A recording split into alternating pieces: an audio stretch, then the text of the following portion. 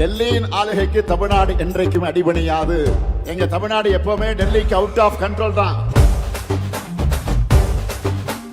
விடியல் பயணம், காலை உணவு திட்டம், மகளிர் உரிமை, புதுமை பெண் திட்டம், நான் முதல்வன், தமிழ் புதல்வன், ஸ்டாலின்னா, ஸ்டாலின்தா.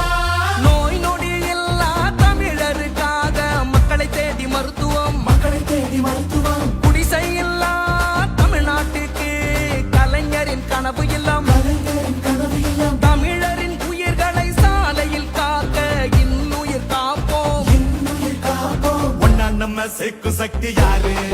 ஒதுக்கும் ஆள ஓட விட்டதாரு? உண்மைக்காக ஒலிக்கும் குரல் யாரு? சமூக நீதி காக்கும் கோட்டை யாரு?